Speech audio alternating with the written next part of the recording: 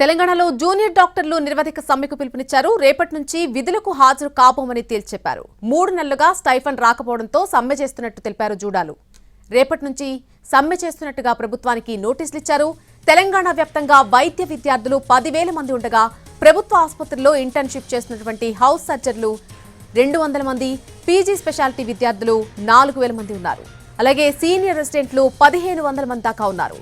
అయితే రేపటి నుండి జూనియర్ డాక్టర్లు సమ్మెకు దిగుతూ ఉండటంతో గాంధీ ఆసుపత్రిలో రోగులకు ఎలాంటి ఇబ్బందులు లేకుండా ప్రత్యామ్నాయ ఏర్పాట్లు చేశామని గాంధీ సూపరింటెండెంట్ డాక్టర్ రాజారావు తెలిపారు.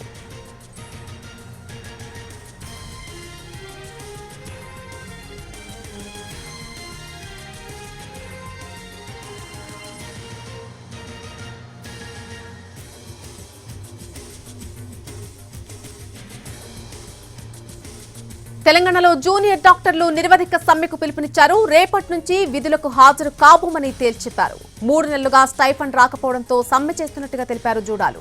రేపటి నుంచి సమ్మె చేస్తున్నట్టు ప్రభుత్వానికి నోటీసులు ఇచ్చారు. తెలంగాణ వ్యాప్తంగా వైద్య విద్యార్థులు 10,000 మంది ఉండగా ప్రభుత్వ హాస్పిటల్స్ లో ఇంటర్న్షిప్ చేస్తున్నటువంటి హౌస్ సర్జన్లు 200 మంది, పీజీ స్పెషాలిటీ విద్యార్థులు 4,000 మంది ఉన్నారు. అలాగే సీనియర్ రెసిడెంట్లు 1,500 మంది ఉన్నారు.